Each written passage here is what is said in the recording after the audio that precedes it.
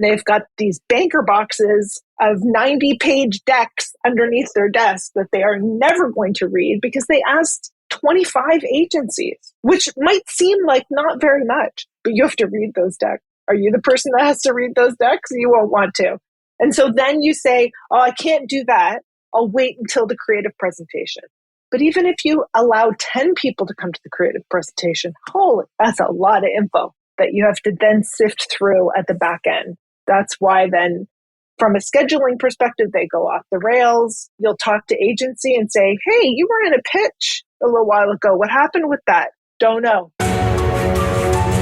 My name's Mike Lander, and you're listening to Higgle, the B2B Sales Club podcast, where we bring you actionable insights about sales RFPs, negotiations, and difficult procurement discussions from sales leaders, brand leaders, and procurement leaders. Please subscribe to get updates when new episodes are released.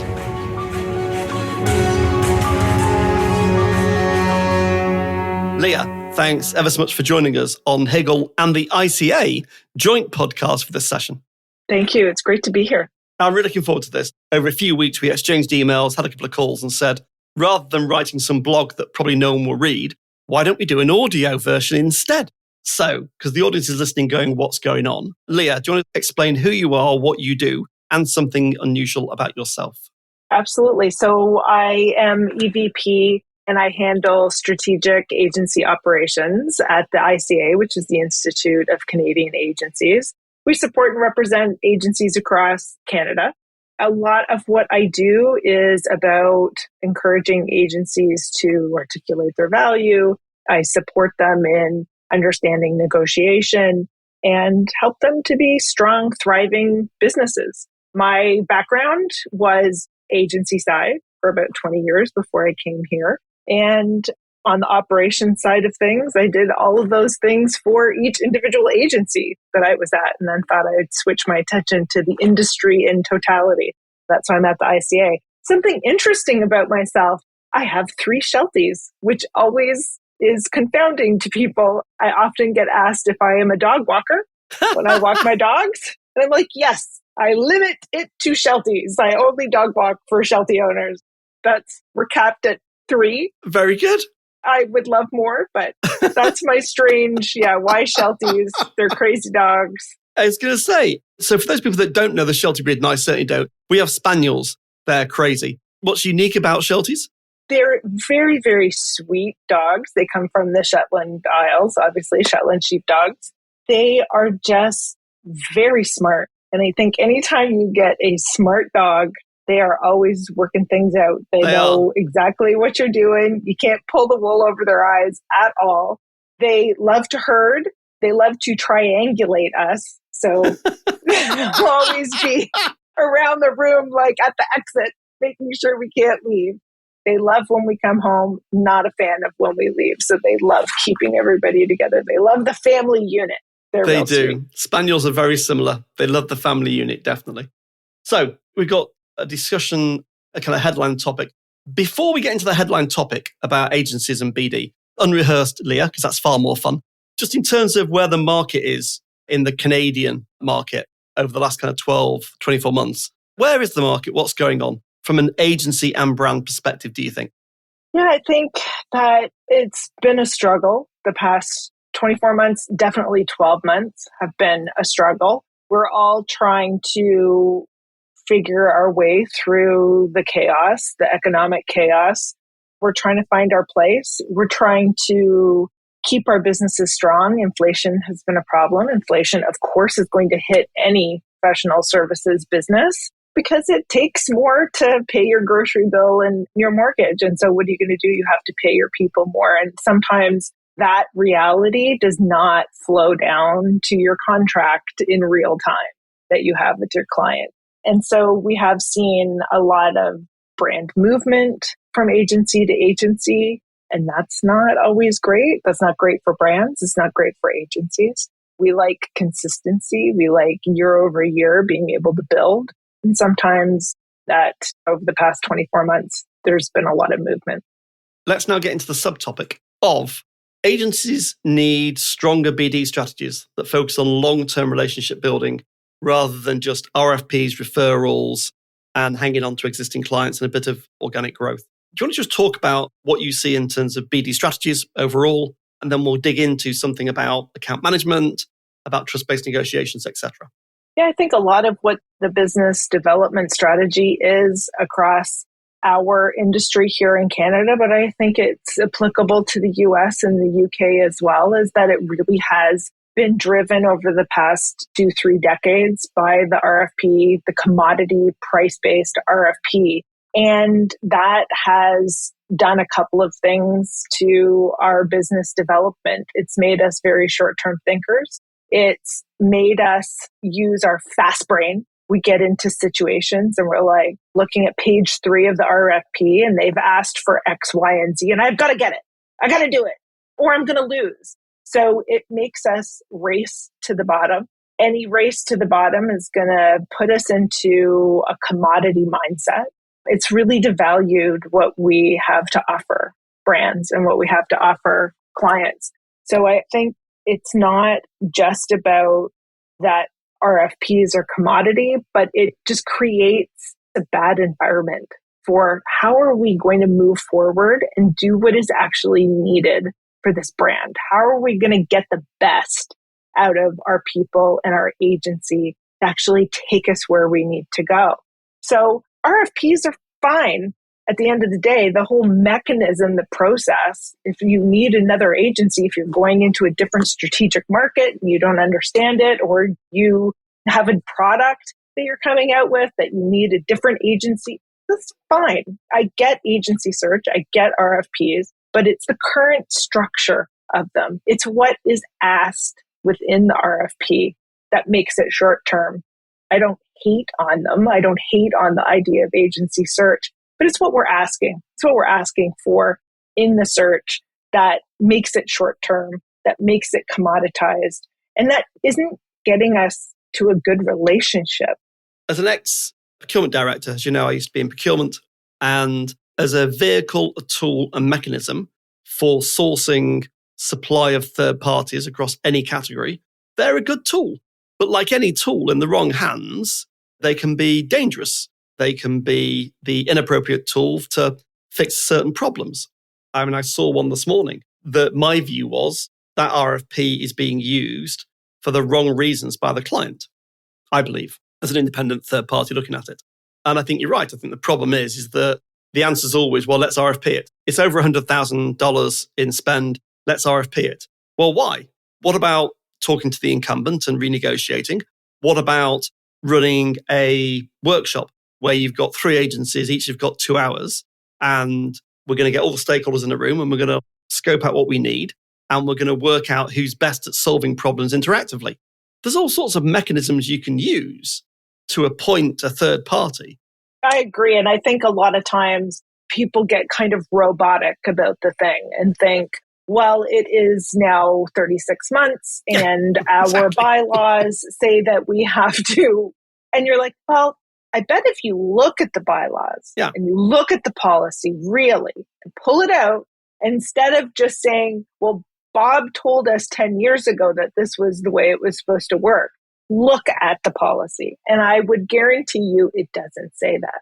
It usually does not say that. It will usually say you have to challenge what the status quo has been for the 36 months. You have to demonstrate good governance. You have to govern. And you have to have put some stress on it, on this relationship, and stress test it and determine, is it fit for purpose for moving forward?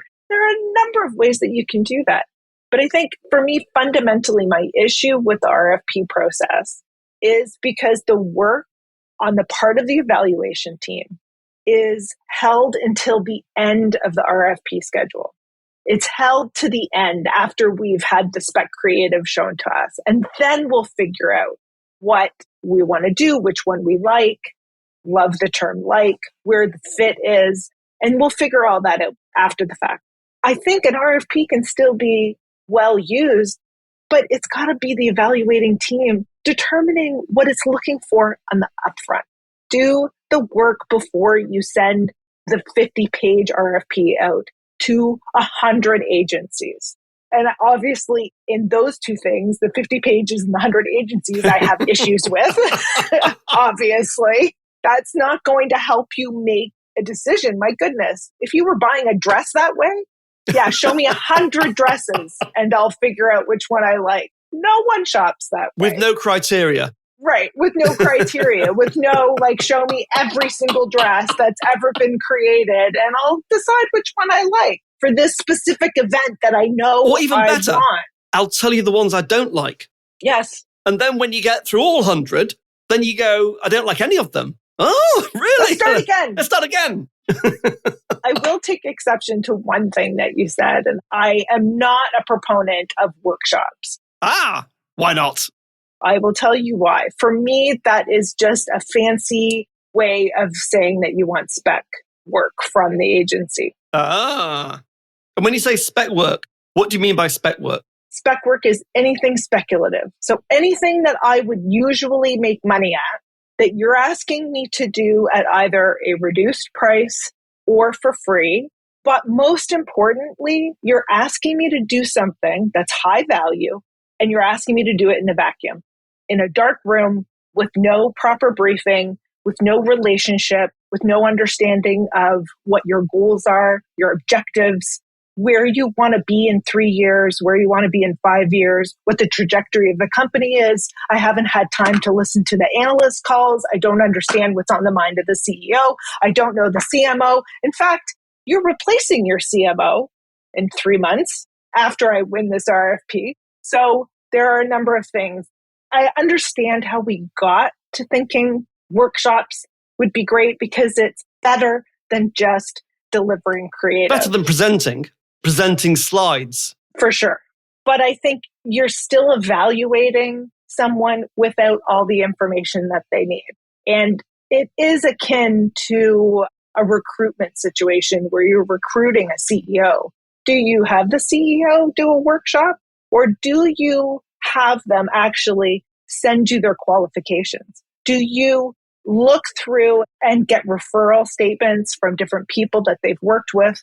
And do you probe and challenge how they're saying they're qualified for the position? This is a good topic. So we've got some other questions. We'll come back to those in a second, Leah. I was in the recruitment industry for a while. I worked for a big recruitment outsourcing company. I got some insights into how the industry works. If I look at parallels between the agency world, the recruitment world, the consultancy world, the reality is there are some firms, people that are very good at pitching. So they're very good on their feet. They're very good at writing their qualifications down. They're very good at writing pitch decks, whatever it might be. And so in the agency world, you get to choose a agency. I'm not going to say partner, because that's a bad word in many ways. You're going to pick an agency you're going to work with. You're going to spend $300,000 on their fees in a year. And the only experience you've really got of them, apart from you knew them from a previous existence maybe, is what they've written and what they've presented for 2 hours. I'd argue that's a shocking way to buy anything that's expensive. I think that that's fair.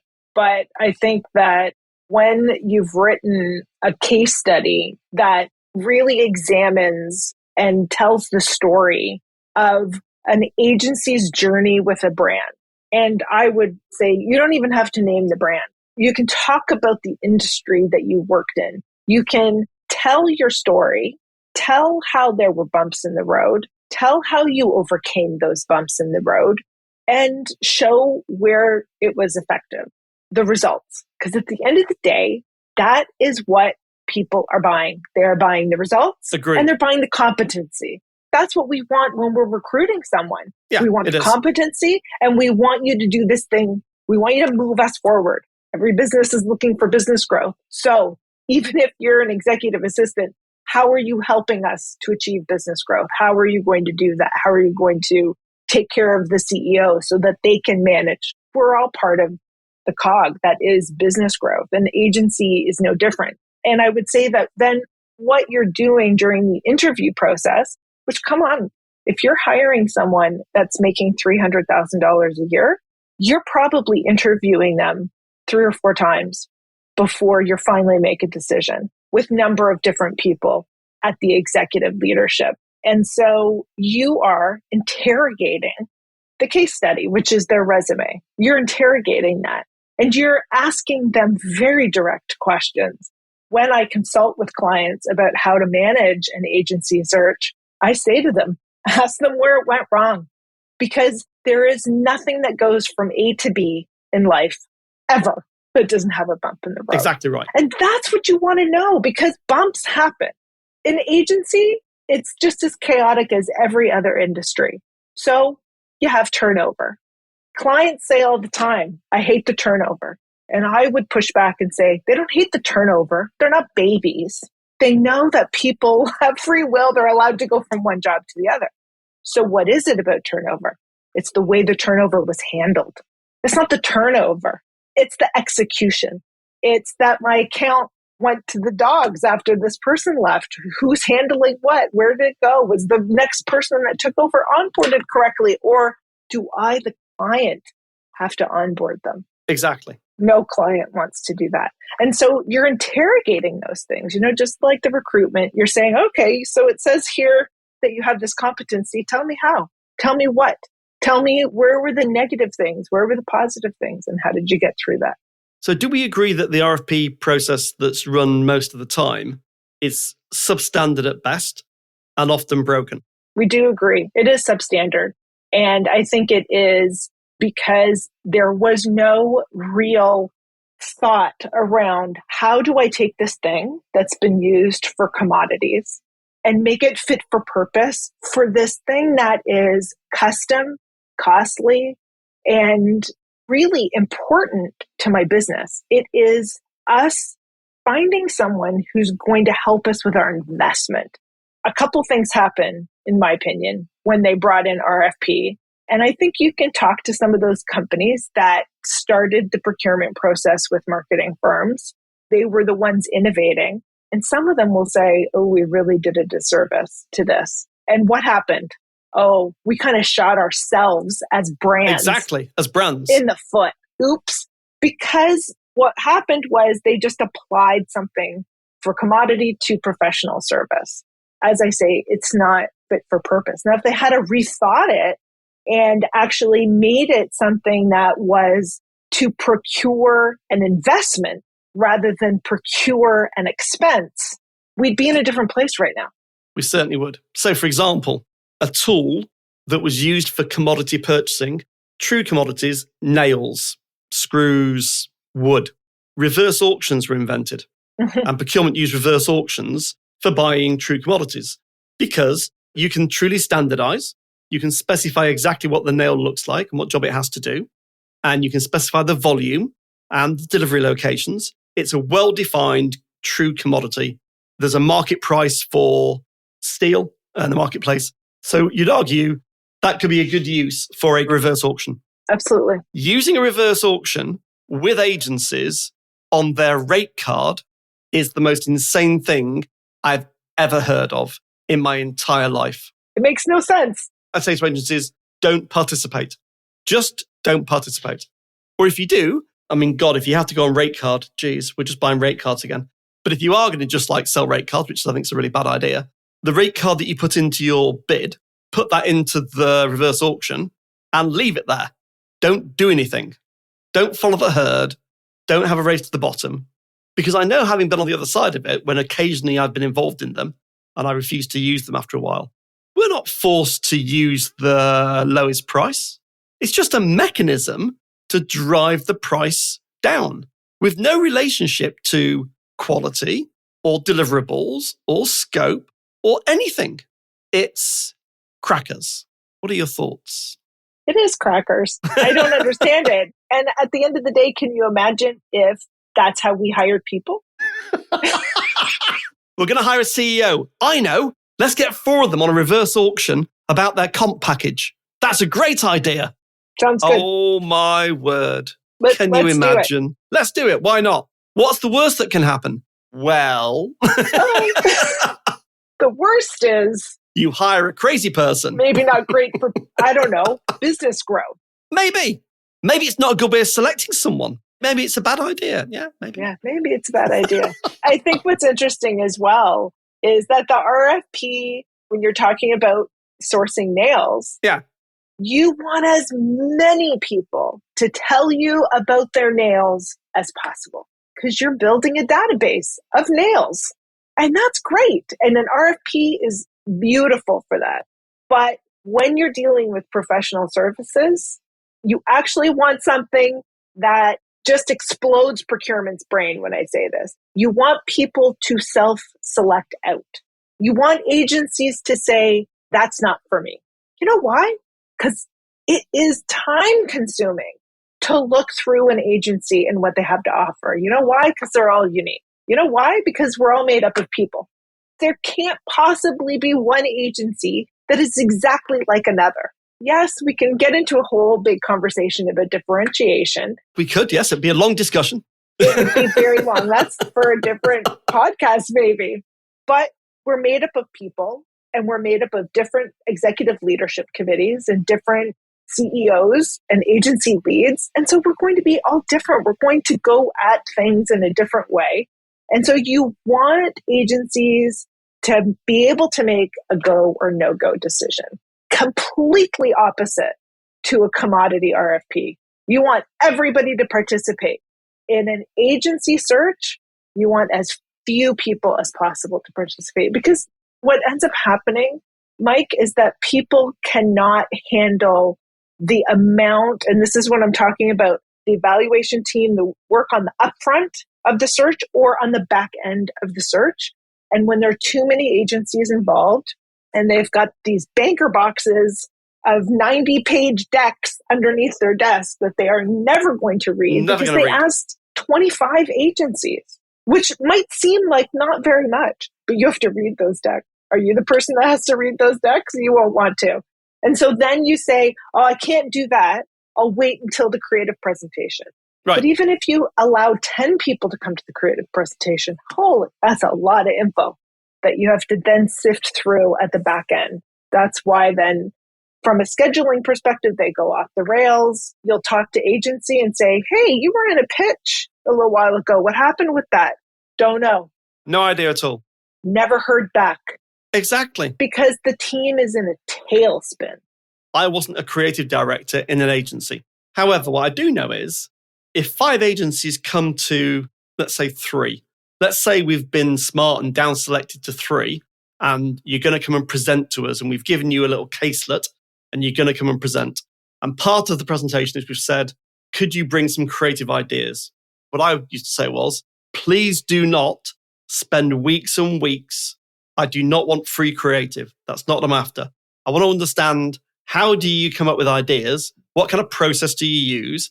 Give me a feel and show me some examples of work you've done that we might see as being relevant. That's about as far as I want to go. And so 3 agencies turn up. One agency has decided to spend 6-person weeks building an entire creative strategy for a whole set of campaigns, unique to us. And I'm sat there going, oh, we told you not to do this. The creative team inside the client is going, wow, oh my God, this is amazing. Absolutely amazing. I've never seen anything like this. They're hired. And I'm going, holy crap, what am I going to do now? And there's no guarantee that that agency can recreate the same magic tomorrow, next month, the next 6 months. And there's a whole bunch of other things that are important apart from just the creative bit. Again, I think it points to that the approach is wrong. It's broken. It doesn't work for buying professional services. What are your thoughts? It's an addiction, sir. We're selling drugs. No, we're not. No, we're not. I can't help it. I'm addicted. I'm addicted as a creative.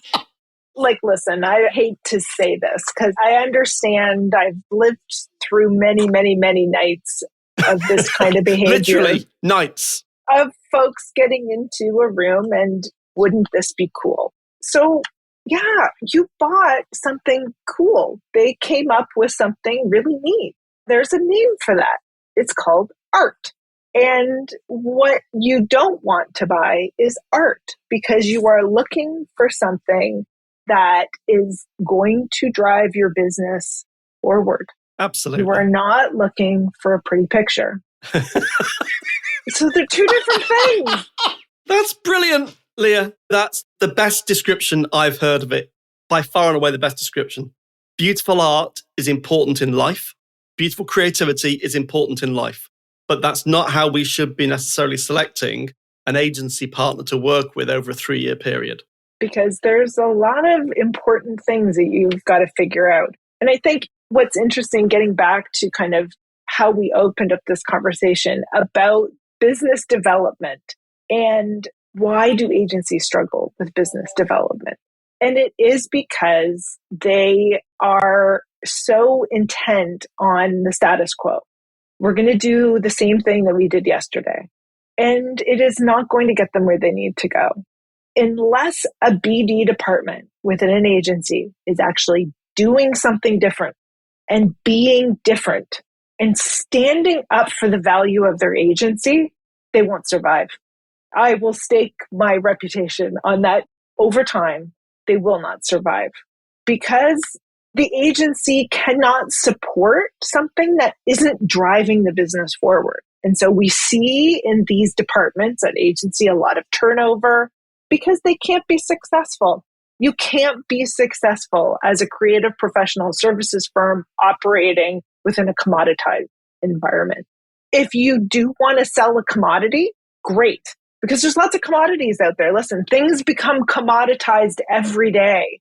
And ChatGPT and AI is going to root out commodity within the agency, just the same way an Excel spreadsheet did. Yeah, exactly. I'm an accountant by trade. And back in the day, what accountants used to have to do for networks, and anyone who was at like a HQ knew that they had to consolidate everything. I remember my boss telling me he used to tape up the big ledger paper. That's he used right. to tape it up around the room and actually write in. That's how they consolidate And tick things back. Boom, Yeah. you get an Excel spreadsheet, that's done. But guess what? It didn't mean that we have less CPAs. Didn't mean the accountants were out of business. Exactly. No. In fact, more accountants. More accountants. I think it was John Wren that said, and I worked at Omnicom for a number of years, and you can never have too many accountants. Whether he still believes that or not, I don't know, but he had said that at one point. So fundamentally, it's going to root that out. So you can't charge someone for the act of taping up a ledger paper and writing in anymore. Good, great. But if that's the only thing that you do, okay, you're going to have to be honest about that. I tape up ledger paper, I hand consolidate. All right, but that's commoditized. There's no value in that. So if you were going to offer that as something that your agency does, a commoditized piece of work, be honest about it. Don't try and sell it at a profit that is so egregious that it's unsustainable. Yeah, I mean, back in my strategy days and training at Cranfield, you look at Porter's model on strategy. If you're going to produce a commodity, that's fine. But to win at producing a commodity, assuming that all the quality standards are equal, you have to be the lowest cost producer in the industry. Yep. And you hit the nail on the head, though, the standard of quality being equal. Yeah. So you better have a high quality. Exactly. And the lowest price. And be my guest. Sell a commodity, that's fine. But don't give your strategy and your creative concepting away for free. That's been my message to agencies. And as a finance person working at an agency for a number of years, my head would explode every time the contract would come across my desk. And strategy is like 2 hours. What? That's impossible. It takes them 2 hours just to do a little bit of research on the brief, knowing it would take 15 hours. You're just giving it away for free. And then billing out the account coordinator. Yeah. Great. Right, so business development as a topic. I think we should have another podcast when you've got some time, Leah, as well. I've got lots of topics we could talk about. Anyway, around business development, if you were speaking at an agency conference, and this is a slightly unfair question because you haven't had time to prepare for this, but if you were speaking at an agency conference in Canada and the topic was business development strategies that work in 2025, and there's no one answer for every agency because, as we said, every agency is unique. But what are the themes that you would be talking about which business development strategies are winning and which ones are losing? I would say go after your existing client base. Understand the place of account planning and what that means to business growth. that it is about understanding your current client's environment, goals, strategies, objectives, what the CEO says on the analyst call, where they want to be in 5 years, and how you can help them get there. That's where your business development strategy should be. What other product extensions could come? Help them innovate. Understanding how to get new consumer bases. Understanding how to get brands that you're not currently working on. If you're working for a client that has 10 brands and you're working on one, how do you get more brands? Really thinking from that perspective, rather than pitching for something that you may not see a return on your investment 24 months, maybe. And with relationships lasting 3 years, that's not great. We want to see really long-term relationships between agency and client. And that is for one reason and one reason only, because you get better work. The work builds on itself year over year. And we have so much research. System One has done an amazing amount of research to show why that long agency-client relationship is good for the brand. Of course, it's good for the agency, but at the end of the day, that's not what's important. No, we want exactly. to do the best work. We want to move the brand from A to B. So we have empirical evidence that says that that is true. Absolutely. If I draw a parallel in the consulting world, take this as an example. Imagine the CEO of a Fortune 100 company that's worked with one of the 3 big strategy houses globally. I won't mention their names. There's no need to. You know who they are.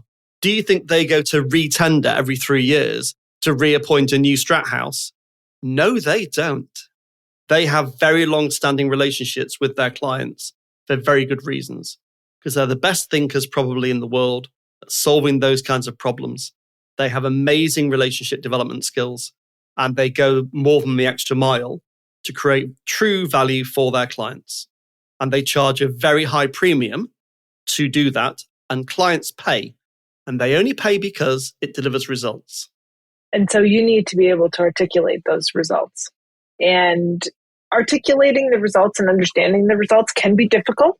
It's not as simple as what it was 70 years ago. That's not an excuse not to do it. It's not an excuse not to do it. It's a little bit more complicated, but I think we can do it. When we look at competitions like FE that are about understanding the effectiveness of a campaign, it really stretches an agency's brain and capabilities to write that story of that campaign and very connectedly and well articulated how the result met the objective. And to be honest about the objective, we didn't know about that objective, or there was an unintended consequence, positive or negative, and what that was. And that's always going to happen. But being able to articulate that back to the client, being able to show where the value was, it's an important muscle to flex and to grow and to understand. And that resides within the account department. And the account department has such a unique place. They are a unique cog in that agency wheel, and they are responsible for so much. And I think that the skill set in that department has devolved over time, unfortunately. And so one of the things that I do a lot of work with at the agency level is to get them rethinking what that group's mandate is and what they're there for. And I think that, I mentioned account planning. That's one of them. Account management. Exactly. You got to have good account management, because I would say that the account management is often what will lose a client for an agency. It's not that the work didn't work. It's not that it wasn't good. It's not that it wasn't creative. Rarely is that the reason. I would say it often goes to poor management of the account. The processes are not either put in place or followed well. The structure is not great. We talked a little bit about turnover. People aren't onboarded properly. Poor communication, not understanding each team member's role, and the team members not understanding their role. So there's lots of places where that trust starts to erode. after the pitch is won. You've got a little bit of a grace period, and then the trust starts to erode. And I would say that you cannot get to where you need to be as an account team without trust. You cannot do all the other things that you need to do without that. So you have to have that. You can't challenge. You can't find other areas within the business to explore. You can't innovate. You can't test. You can't explain to them why you want to test because they don't trust you. So trust is the ultimate foundation. And I don't think you can have business growth, and therefore you don't have a functioning business development strategy if you don't kind of have these fundamental things in place. I remember being taught the trusted advisor model many years ago. Trust has got a very specific set of elements to it. You have to be credible. So your counterparty has to see you as credible. Got to be reliable. Do what you say you'll do on time. You have to have a relationship, a professional working relationship. And then you have to, all divided by, you've got to focus on them far more than you focus on yourself. If self-interest is high, then trust is low. The more I think about myself, the less my counterparty trusts me. And I would say as well, what I tell account departments is that likability is a myth. We use the term, I like them, I like that group, What does I it like mean? her, I like him. It means nothing. But at the end of the day, it's credibility. And credibility means so many things. And credibility, I will tell you, absolutely, trust is not based on someone did something right 100% of the time. That's impossible. You would never say, I love my friend and I trust them because they're perfect. There's no friend in the world who's perfect. There's no spouse who's perfect. There's no relationship you are in where each party is perfect. But what they do is to build the trust, they tell you when they've made a mistake. And fundamentally is the easiest way to build trust, right? Think about it. In our own personal relationships, the easiest way to trust someone is for them to say, oops, I really did something wrong. Exactly. And I'm going to tell you about it right away. And this is how I'm going to fix it. Does that sound like a good solution to you? Oh, no, you don't like that solution? Okay, let's talk about it together. Oh, but at least I came to you quickly. I told you what happened and I provided a solution from my perspective. And now we get to collaborate. Just do that. Exactly. Sounds easy, doesn't it? Leah, on that point, I think we should close. Leah, that's been fantastic.